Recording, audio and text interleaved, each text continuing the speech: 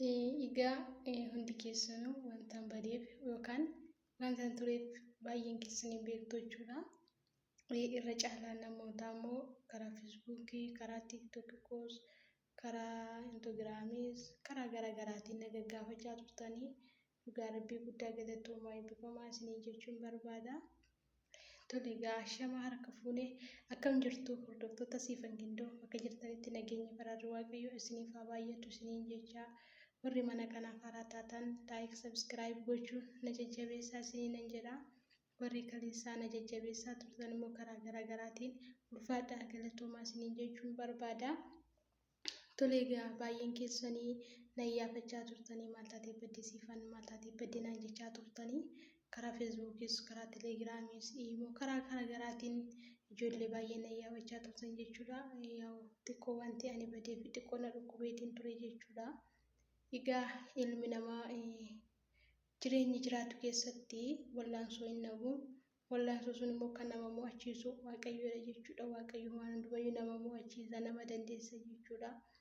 Boquu nuu kennuusaa waan hunduma gajjennee akka baannee dabarruuf jechuudha. Hamaas ta'e gaarii wanta nutti dhufu hundumayyuu dandeenyee akka jiraan baannee adeemnuuf jechuudha. Dhugaa dubbachuu fi har'a xiqqoo ol jedhee jechuudha. Dhugaa waaqayyooti kun torban tokkoo fi guyyaa lama akkasiin ciise jechuudha. Kanaaf badee isiniin jechuun barbaade na warri na iyyaafachaa turtan guddaa galatoomaa eebbifamaa ulfaadhaa waaqayyoo bakka jirtanitti nagaa isiniif haa kennu obboloota koo nagaa inni isin baasee nagaan isin haa galchu. Gaafa akkasitti haasa'anii nagaa jechuun waan qalaalii namatti fakkaata jechuudha. Garuu waan qalaalii miti jechuudha. Nagaa jechuun wanta qalaalii miti jechuudha dhugaa dubbachuudhaaf. Waan biraa miti teessee gaafa kaatuyyuu waaqayyoon galateeffachuu qabda. Maaliif teessee ka'uu keetiif jechuudha. Nagaa argattee teessee ka'uu keetiif waaqayyoon galateeffachuu qabda jechuudha. Dhugaa dubbachuuf haalli ani keessa ture haala baay'ee ulfaataa ture. Yaa galata waaqayyoo egaa homaan jedhu gooftaaf galanni haa ga'u. Kana caalamoo akkam fayyuu ammallee abdii guddaan qaba jechuudha. Egaa tolee warri akkasumaan na jajjabeessaa turtanii waaqayyo sinaa eebbisuu keessattuu jechuudha. Yeroon hospitaala ture dooktorii jechuudha. Mucaan suni asuma naannoo kana haa hojjetu. Ani kanan jiru Saudi Arabiyaadha jechuudha. Saudi Arabiyaa magaalaa Taabukiin jira jechuudha. Kan inni hojjetu hospitaala Taabuk Afaariyaa kan jedhamu keessatti jechuudha. Mucaan kun kan inni hojjetu dhugaa dubbachuu fi sababii ani afaan hin beekneef jechuudha. Achitti sila baay'ee na dhukkubeefu waan inni jenneef afaan bakka kana na dhukkuba jedhee himachuu waan hin dandeenyeef dooktarii sun waaman jechuudha isaan. Hospitaala keessatti jechuudha. Asuma baay'ee isa galateeffachuun barbaada. Asumaan illee waa'ee isaa ijoollotaaf warroota magaalaa kana keessa jiraniif akka inni gargaarsa godhu abdii guddaa waan hin qabuuf akkuma kanallee bilbila isaallee isiniif maxxansuu na yaada jechuudha. Egaa nama kanaan naa waaman jechuudha. Dhugaa waaqayyoo dubbachuudhaa fi dhaloonni isaa Arsiidha jechuudha. Mucaan kun dhaloonni isaa Arsiidha. Arsiidha naan jedhe malee garuu iddoo akka kanaatti jedhee natti himne jechuudha. Hospitaala keessatti Arsiidha mucaanii haadha manaa qaba. Akkasuma ijoollee lamallee hin qaba jechuudha. Haati manaa isaallee hospitaaluma keessaatti isheen qulqulleessituudha. Inni garuu ispeeshaal dooktoriidha jechuudha. Hospitaala Taabuk Afaariyaa keessaatti kan inni hojjetu jechuudha. Egaa bilbila isaa asuma irratti isiniif hin kaahaa warri barbaadanii yeroo rakkattanitti akkasumallee dibatoota farmii garaagaraa wantoota fuula keenyaaf ta'an wantoota qaama keenyaaf ta'an hundumallee hin qaba jechuudha. Saatii isaa bilbilattanitti isinii fiduu danda'a jechuudha. Dhugaa dubbachuuf asumaan isallee baay'ee galateeffachuun barbaada jechuudha. Dooktor Katamaa jedhama. Katamaa Daqsiisaa. Dooktor Katamaa Daqsiisaa jedhama. Bilbila isaa asirratti isinii maxxansa jechuudha. Bilbila isaa qabattanii ijoolleen as keessa jirtanii isa dubbisuu dandeessu jechuudha. Dhugaa dubbachuuf nama baay'ee gaarii fi nama keenyaaf baay'ee dhama'u jechuudha. Dhugaa waaqayyo hammananii guyyaa kana mulu hospitaalatti deddeebi'aa ture. Baay'ee na gargaaraa ture jechuudha. Baay'ee na gargaaraa ture jechuudha. Ammallee gana guyyaa jahatu naaf guyyaa jaha kanatti illee anna takataattalee maal jedhu jechuudha. Doktoroota warraa isaan kana biratti isadha jechuudha. Afaan iddoo rakkaddetti kan inni itti naa himu isadha jechuudha. Naa maal isiniin jechuun barbaade asumarraan Dooktor Katamaa Daqsiisaa. Asumaan Dooktor Katamaa beeksisaa guddaa galatoomaa isiniin jedha. Dhugaa waaqayyooti dhaabbadhee adeemuuf carraa kan argadhee fuula keessan dhaabadhee waaqaa gaditti yuutuubii kanatti deebi'ee viidiyoo isiniif hojjechuu kootii fi akkan carraa kan argadhu kan godhe haalan keessa ture haala baay'ee ulfaataa ture dhugaa dubbachuudhaa fi Dooktor Katamaadha jechuudha. Waaqayyo bara kee jireenya kee haa eebbisu akkasuma maatii kee haa eebbisu. Dhalli kee haa eebbifamu qe'ee kee rakkina hin argini maatii kee zasmaansarii kee rakkina hin argisiin jechuun jaalladha. Eebbifamii bakka jirtutti gooftaan koo si haa eebbisu. Egaa akkasuma ijoolleen keenya warroonni biyya kana keessa jirtan ammallee isa dubbisuu dandeessu jechuudha. Kunoo bilbila isaa isiniif maxxansee jira isiniif maxxansa. Innaa dhugaa dubbachuudhaaf isa qofaallee miti akkasuma haati manaa isaallee jechuudha. Haati manaa isaallee dhuftee na ilaaltee turte jechuudha.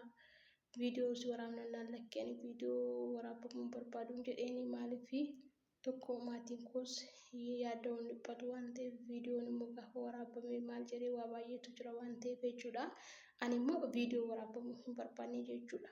Viidiyoo waraabamuu hin barbaanne malee isaan akkas jedhanii turanii garuu ani hin barbaanne jechuudha. Akkasumatti yaalamaa ture maaliif waaqayyo waan hundumayyuu wanta godheef qaba waan ta'eef kana immoo namni dhukkubsachuun hin jira fayyuun hin jira wanti viidiyoo nama waraabsisu immoo hin jiru jechuudha. Maaliif isa kanaaf akkan fayyu akkan har'a fuula keessan dura dhaabbadhee viidiyoo kana isiniif waraabu abdii guddaa waan hin qabuuf waaqayyo bira kaleessaa waaqayyo ofiisaatti amanee na baasee manaatii eenyumatti amanee miti kan na baasee yaa gaafa immoo namni karoorfatu diinni karaa garaagaraatiin nama qora jechuudha. Dhugaa dubbachuu fi diinni karaa garaagaraatiin nama qora jechuudha.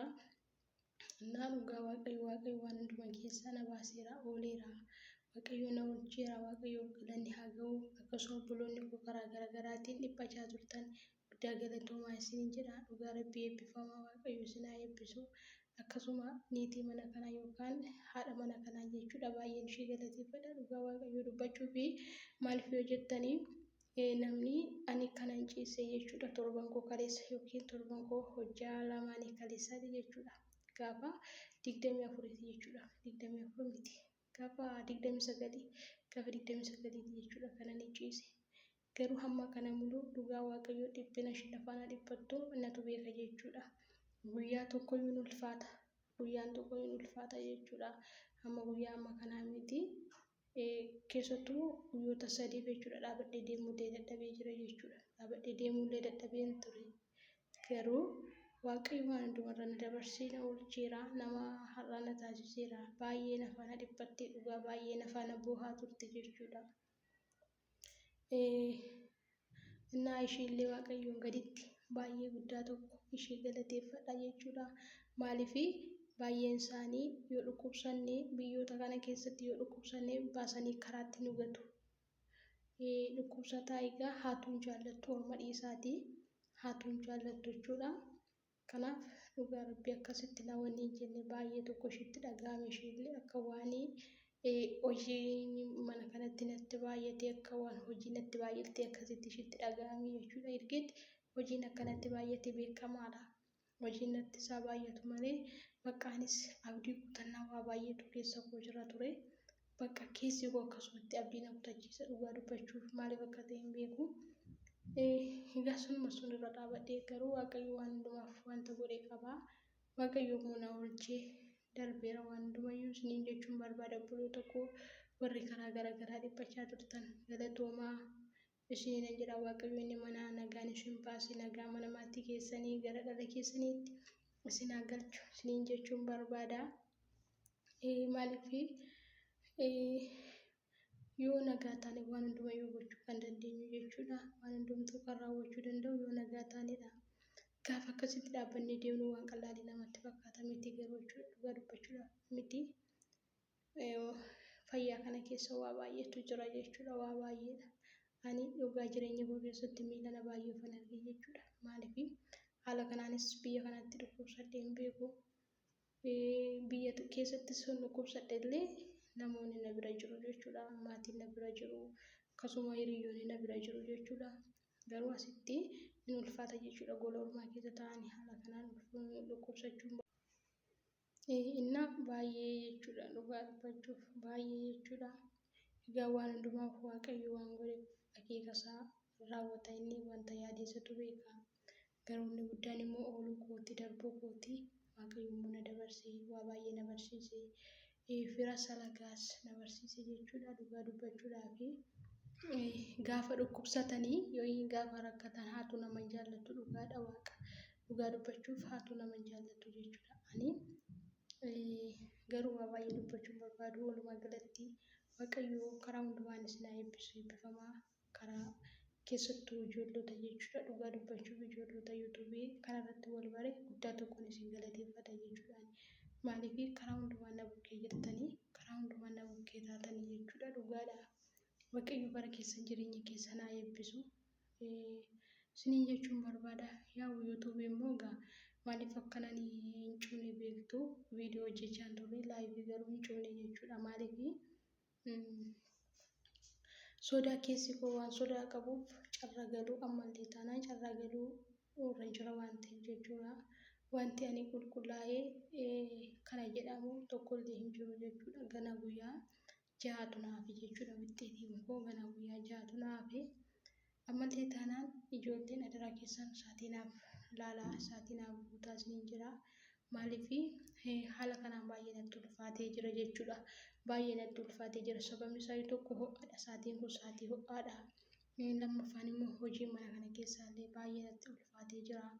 Osoon immoo manallee jijjiirrachuu nan danda'a garuu wanti jijjiirrachuuf na dhorku hin jiru garuu ganaan tokko jedhee jammara. Natti ulfaatee baay'ee natti ulfaatee jira jechuudha dhugaa dubbachuudhaaf. Haqimii na dhoowweera dhugaa waaqayyooti haqimii na dhoowweera. Akkasuma hafuura koollee na kutaa. Bakka waa baay'eedha jechuudha kana jedhee isinitti dubbachuu hin danda'u garuu wanta keessa ture irraati hamma tokko fooyyee agarsiisee jira jechuudha. Fooyyee agarsiisee jira. Kanaaf ammallee buloota badaraa keessan akka saatii naaf guuttan nan isin gaafadha maaliif viidiyoo kunaaf daawwadha isiniin jechuun barbaada nan gala daariiktii nan gala akkan eeggaluu nan beeka maaliif natti ulfaateera wanti kun ho'i kun ho'aa deema ho'a kana keessa immoo dabalaa deema malee wanta qannasuullee qabu jechuudha. Amma yeroodhaaf yoo na dhiiseyyuu egaa wanta waaqayyo godhuun beeku waaqayyumatu beeka. Kanaaf iyyuu adaraa keessan namoonni sagalee fuudha keessan hundumti keessanuu viidiyoo konaaf ilaalaa. Asitti yoon saatii guuttadhee galirraan kana fi biyyatti carraan ani saatii guuttachuu qabu dhibbaadha. Viidiyoon kun immoo na fayyada. Yuutuubiin immoo na fayyada. Karaa hundumaan illee yuutuubiin na fayyada jechuudha dhugaa waaqayyo dubbachuudhaaf. Na waaqayyoon koo sinaa eebbisu isiniin jechuun barbaada. Na kana ture kanaaf hin badee isiniin jedha obboloota koo. Karaa garaagaraatiin warri na hordofaa turtan guddaa galatooma karaa hundumaa warra na bukkee dhaabbachaa turtanii eebbifamaa waaqayyo sinaa eebbisu barri keessan jireenyi keessan sinaa eebbisu isiniin jechuun barbaada. Biraan mallee jechuudha baay'ee keessi koo sirrii miti jechuudha keessi koo akkasuma baay'ee jechuudha dhugaa dubbachuuf yeroo miti waaqayyo jira. Inni kaleessa gada keessa na dabarsee har'a akkam viidiyoo kana waraabu na taasisee borus immoo akkam fayyee jijjiirama guddaa agarsiisu abdii guutuun qaba jechuudha. Kanaafuu turtii gaarii naa qabaadhaa waaqayyoon koo lafa jirtanitti isin haa tiksu akkasuma naaf illee kadhannaa keessan keessaa nannabiinaa naa kadhadhaa ana obboleettii keessanii fi isiniin jechuun barbaada. Turtii gaarii naa qabaadhaa waan dhaggeeffattaniif galatoomaa laayik sheer gochuun hin dagatinaa isiniin jira. Baay'ee.